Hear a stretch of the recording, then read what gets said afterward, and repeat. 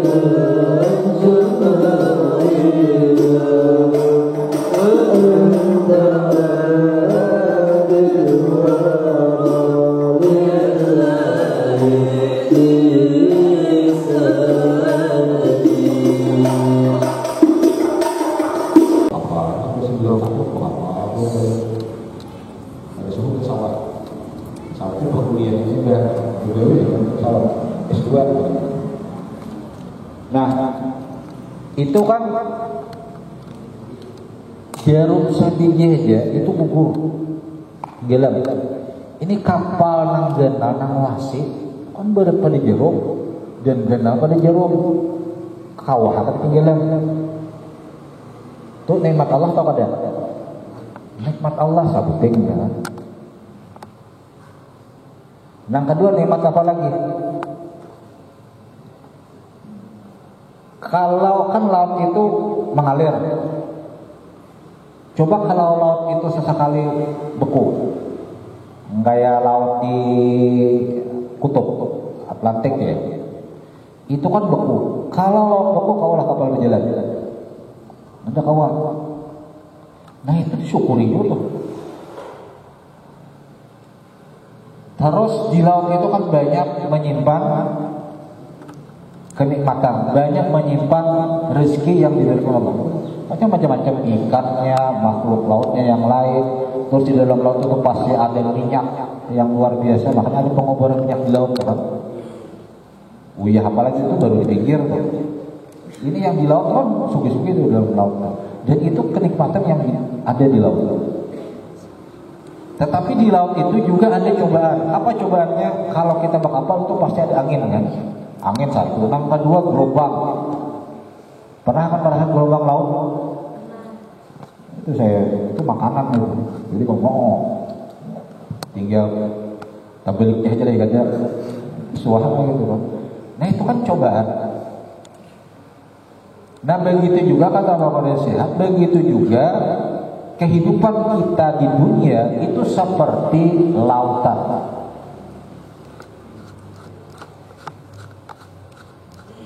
Kehidupan kita ini kan panjang, laut itu kan luas.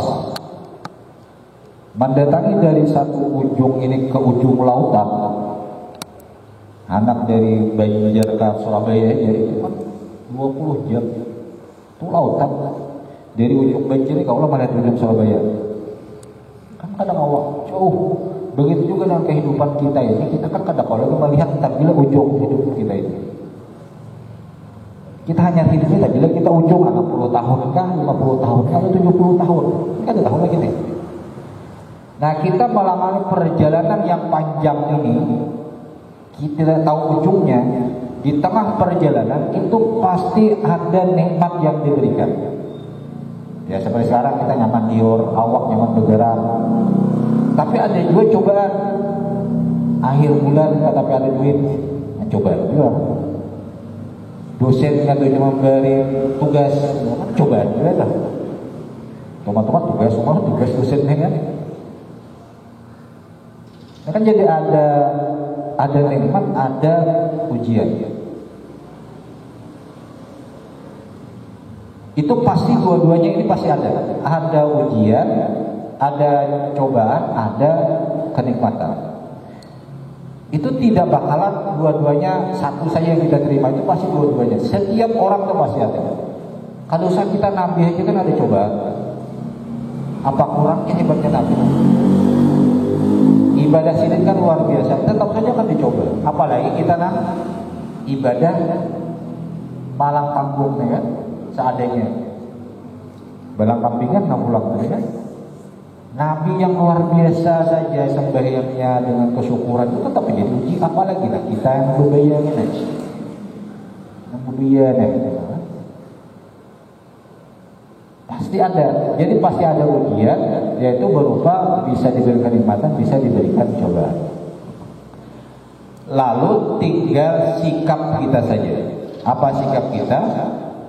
Sikap kita yang pertama syakara, yang kedua sabar. Yang pertama syukur, yang kedua sabar. Lalu di hadis Nabi disebutkan, kata Nabi, ajaban li amril mu'min. Ini kaitan dengan sabar dan syukur. Ajaban li amril mu'min. Sungguh menakjubkan perkara orang mukmin. Jadi ada perkara orang mukmin itu yang menakjubkan kata Nabi. Apa yang menakjubkan? Innal amra kullahu khairun. Jadi setiap perkara yang menimpa orang mukmin itu baik berarti. Walaisa dzaka illa lil mu'min, dan itu tidak diberikan kecuali orang mukmin aja, orang kafir kada. Jadi ada perkara yang diberikan kepada mukmin dan itu luar biasa, kada diberikan kepada yang lain. Apa itu? Idza asabatu as-sarra, ketika dia diberikan kelapangan, kesugihan, kenikmatan, lalu dia akan syakara, lalu dia bersyukur dengan hadir dengan kenikmatan itu, maka fakana lahu khairun, maka dia baik baginya. Tapi kebalikannya, wa in asabatu dharra'un, kalau dia diberikan kesempitan, diberikan kesulitan, diberikan musibah misalnya, terus fasabara, lalu dia bersabar, fakana dzalika khairun, fakana lahu khairun, maka itu menjadi baik juga baginya. Jadi dalam dua hal ini sama-sama baik bagi orang mukmin. Kalau misalnya kita diberikan musibah, bersabar, dapat pahala kita kan. Kalau kita diberikan kenikmatan, bersyukur, dapat pahala. Jadi kalau syukur itu kan as-sana'u lillah bima huwa ahlu. Jadi nama syukur itu adalah kita memuji Allah karena Allah memang pantas untuk menerima itu. Dan kita jangan sampai merasa itu milik kita, tapi itu milik Allah. Itu syukur. Sebaliknya sabar itu adalah, sabar itu kan macam-macam kan. Menurut Ibnu Abbas sabar itu 3. Yang pertama sabar dalam menjalankan perintah Tuhan. Terus yang kedua sabar ketika menghadapi perbuatan haram. Yang ketiga sabar dalam menghadapi musibah. Jadi sabar ini 3. Ada sabar itu dalam bukan hanya sabar dengan musibah saja. Musibah sabar iya. Tetapi ada lagi sabar yang lain. Jadi kalau kita taat kepada Allah itu sabar-sabar yang kayak tarawih ini 20 rakaat sabar, panas, kata kipas, panas, nah itu sabar. Subuh mengantuk, subuh Jumat tak pulang, itu sabar tuh. Itu sabar dalam menjalankan perintah Tuhan.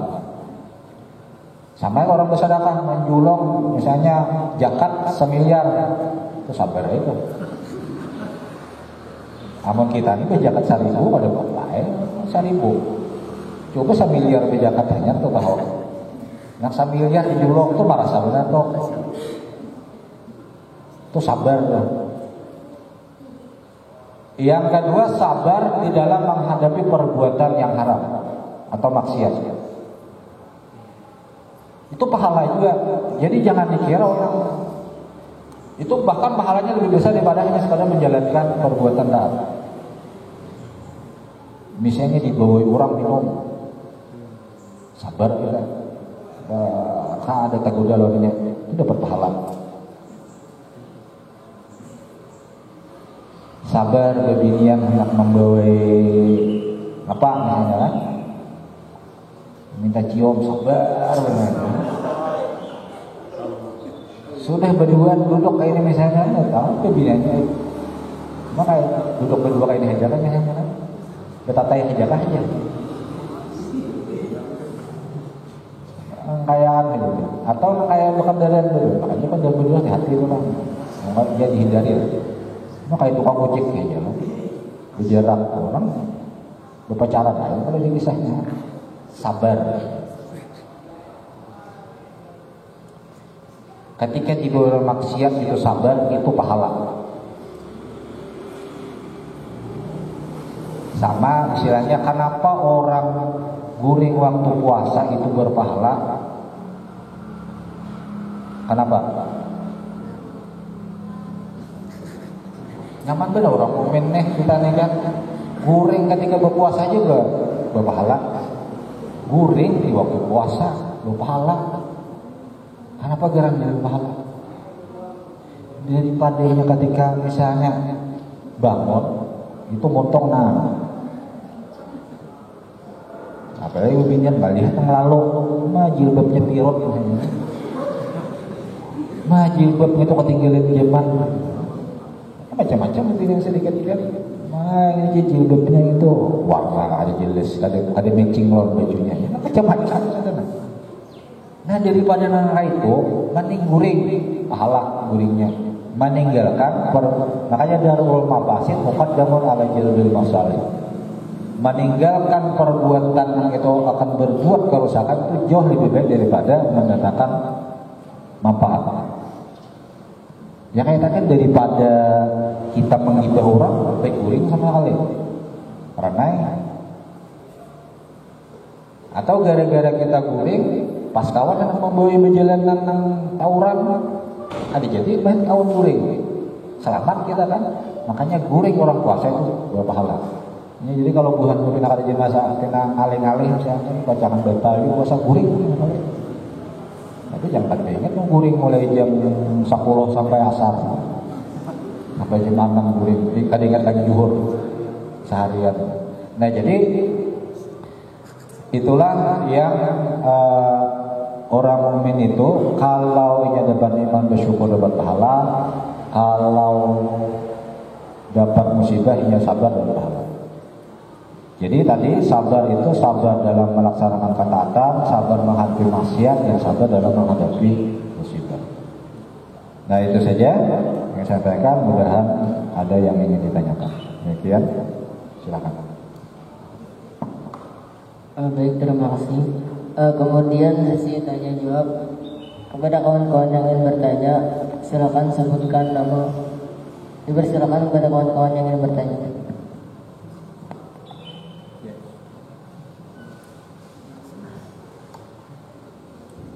Bismillahirrahmanirrahim. Assalamualaikum warahmatullahi wabarakatuh. Izin bertanya, jadi yang dapat ambil kesimpulan dari penjelasan Ustaz tadi, menurut surah Al-Fajr ayat 15-16 itu berarti kesengsaraan, kemiskinan, kekayaan, kebahagiaan itu hanyalah ujian, bukan tanda seorang itu dimuliakan atau dihinakan Allah.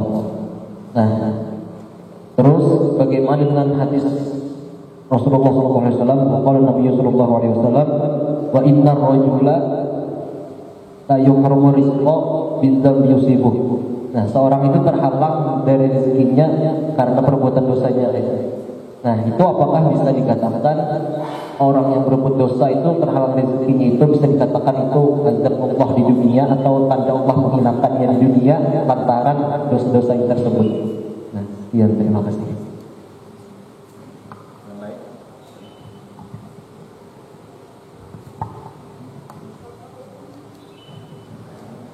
Silakan dengan pertanyaan dan sebutkan namanya. Baik, Assalamualaikum warahmatullahi wabarakatuh. Sebelumnya perkenalkan, nama saya Husaina Abdullah.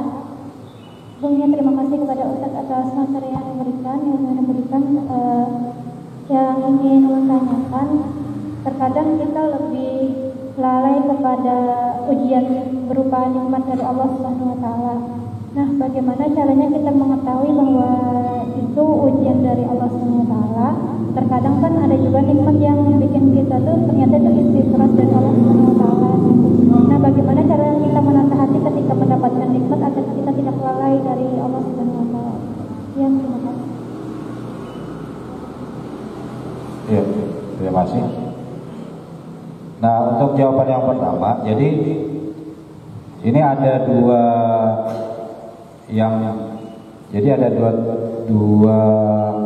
fase yang berbeda ya. Yang pertama ketika kita menerima. Jadi kalau sudah sugih, misalnya kan dapat rezeki, pas diterimanya nih sudah di dunianya sudah di tangan kita. Kita ini sudah diberikan sugih atau kita diberikan kemiskinan, dua itu kan. Artinya kita sudah dalam keadaan itu. Nah, kalau yang tadi itu kaitannya dengan proses hendak diberinya. Paham ya? Jadi ini kan fa'amal insan idza mabtalahu rabbuhu fa'akramahu. Jadi Allah tuh sudah memberikan kemuliaan kepada kita. Artinya sesuatu itu sudah ada di awak kita. Duitnya sudah ada di tangan kita. Artinya sudah kan, sudah sampai kan. Fa'akramahu, Allah telah memberikan kemuliaan, wa na'amahu, dan telah memberikan nikmat. Telah itu artinya sampai di dalam ibarat surat itu sampai di tangan ini. Nah itu kaitannya, lalu kita harus bersikap seperti apa. Nah kalau yang kaitannya tadi itu kan masih proses sanak sampainya kan, di perjalanannya. Di perjalanannya kan itu proses. Rezeki menuju ke tempat kita. Nah, rezeki menuju ke tempat kita itu adalah, yaitu bisa akan terhalang kalau kita berbuat maksiat. Antaranya seringkali doa kita itu kan, kita sering berdoa siang malam sekian tahun, kadang makbul. Nah di antara kemungkinan kenapa kadang makbul, ya memang kemungkinan Allah tidak memakbulkan doa kita itu karena kitanya dalam posisi kada siap. Itu mungkin kemungkinan satu. Karena kemungkinan kita kada siap. Misalnya kita minta doa sugih ya, tapi kada siap. Ya Tuhan harus diberi demi nenek. Mau mulai kuliah diberi sugih, kira-kira siap kada? Bisa kada kuliah lagi? Karena nyaman sudah duit kan. Pasti kita mikirnya anak kawin, kuliah sudah duit, apalagi berusaha nyaman, itu bisa kada ingat lagi.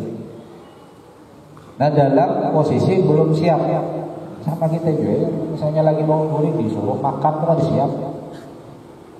Mata masih nangkau, kalau ini disuruh makan ya. Biar kayak penyamannya wadah disuruh makan tadi nyaman, habis kuliah mah mata lagi dior kalak, mata masih ramah-ramah disuruh makan biar tinggal ya kan ada makan. Liur pahit disuruh makan tuh kan kada siap, dalam posisi kada siap. Jadi kemungkinan karena kita ada sebelum ada diberi kemungkinan, Allah Maha tahu. Yang kedua, bisa juga tidak diberikan rezeki sesuai yang doa kita minta itu karena ada terhalang oleh dosa yang kita lakukan. Ya karena kita dosanya banyak, perbuatan taat sembahyangnya kurang. Lalu doa kita lakukan doa macam-macam. Juga bubuhan Tuhan guru. Ada berdua geritik muncul. Aku jangan makan ini ya. Tapi lewat sejumlah orang memberi. Ada senang buat kau ini asal kau awas. Ada bercunggal-cunggal. Tuan guru geritik kau hendak bingka. Ada lewat bercunggal ada materi bingka. Geritiknya sini kan ada berdua. Baru sampai dua, boleh. Jadi mungkin karena dosa kita, ketika ketaatannya luar biasa, nyaman aja Allah beri dosa berpinta diberi oleh Tuhan. Karena makamnya sudah parah. Kalau kita jauh, apalagi banyak dosa kita halang dengan dosa kita. Nah jadi itu kaitannya dengan proses ya, proses. Jadi tidak ada masalah itu. Jadi satu yang sudah sampai di tangan, cuma ada yang satu dalam proses. Jadi dalam proses kalau mungkin tidak sampai itu mungkin diantara ini. Kalau kita sampai di tangan kita itu lalu disikapi sebagai sebuah ujian. Jadi jangan dikatakan hanya sebagai kemuliaan, tapi ujian. Sanggupkah kita bersyukur? Kalau kita miskin, sanggupkah kita bersabar? Kalau kita sanggup dua-duanya dalam dua posisi ini, maka dua-duanya kita dapat pahala. Miskin sabar, pahala. Sugih syukur, pahala. Makanya di ayat ini kan fa'ammal insan idza mabtalahu rabbuhu fa'akramahu wa na'amahu fa yaqulu rabbi akbar apa idza mabtalahu rabbuhu faqadara alaihi rizqahu fa yaqulu rabbi ahana. Itu kata Allah tidak bermakna sama sekali. Karena kenapa? Kalian kalla balla tukrimunal yatim. Jadi buahmu dia kepada bersyukur lagi, belum bersyukur karena buahmu itu kalla balla tukrimunal yatim. Karena buahmu tidak pernah memuliakan anak yatim. Sugih kayak apa aja, kalau belum memuliakan anak yatim, no. Wala tahafun ala ta'amil miskin, dan tidak pernah mengajak orang untuk memberi makan orang miskin. Salah juga. Terus wa ta'kuluna turasa akal lamma. Terus memakan harta warisan nang kada halal. Ya kalau nang halal oke, udah sesuai bagiannya. Wa tuhibbunal mala hubban jamma, dan lalu mencintai harta luar biasa. Jadi memberi makan anak yatim pada aku, memberi orang miskin pada aku. Nah itu artinya belum bersyukur. Syukur itu kan yang pertama, yang benar itu adalah sikap yang pertama, kita meyakini nikmat yang diberikan itu berasal dari Allah, bukan milik kita saja. Itu yang pertama. Yang kedua, bentuk kesyukuran kita itu adalah kita memberikan apa yang kita punya untuk orang lain, itu sebagai manifestasi bahwasanya yang kita miliki itu bukan hanya milik kita, itu hanya titipan, lalu bisa kita bagikan dengan yang lain. Maka itu bentuk kesyukuran. Jadi ada ungkapannya. Ada dalam jiwa, ada dalam ungkapan secara perbuatan di luar. Jadi bersyukur itu seperti itu, perbuatan syukur. Terus yang kedua terkait dengan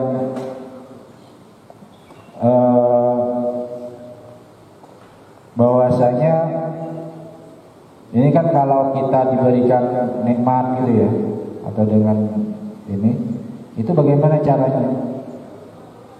Ya memang kalau ujian kenikmatan ini orang banyak kada lulus. Tapi kalau ujian musibah banyak yang lulus. Burung di dahan itu kalau ditampur angin, ditampur nang angin deres, ini ada apa? Tapi kalau dapatnya angin nang sepoi-sepoi gugur burung, kenyamanan. Tapi kalau nang angin sing deresan yang kayak begini tahan burung. Tapi dapatnya ada nang kayak itu kan, ada burung atau binatang apa, pokoknya dapatnya angin sepoi-sepoi itu gugur, kenyamanan. Kan ada kayak itu, kita nih kalau apapun tahan, tapi kalau sudah diberi nikmat itu biasanya yang orang diuji miskin banyak sukses.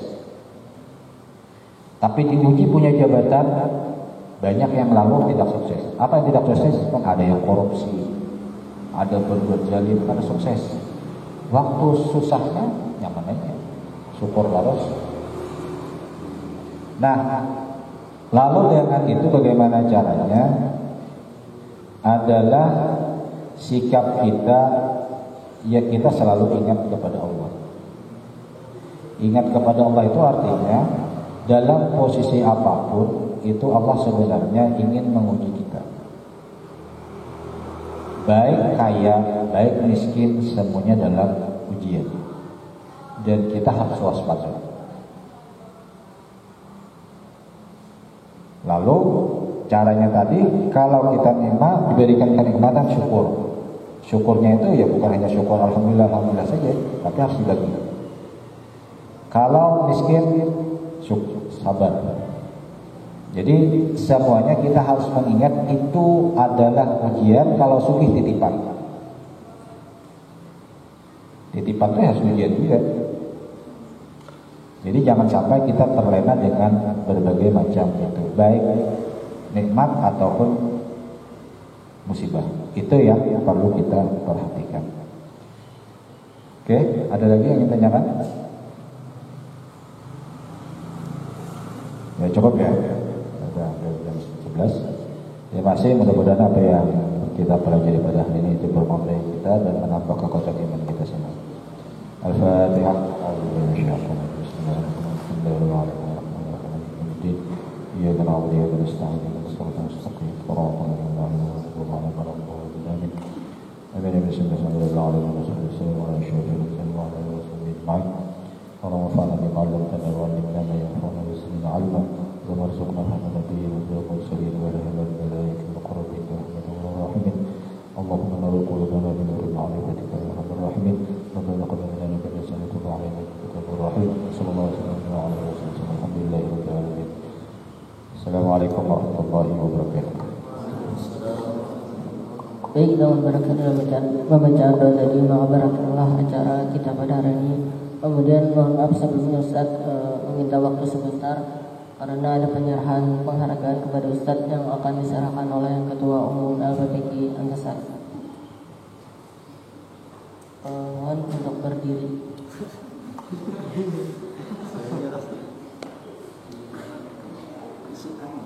Mengikuti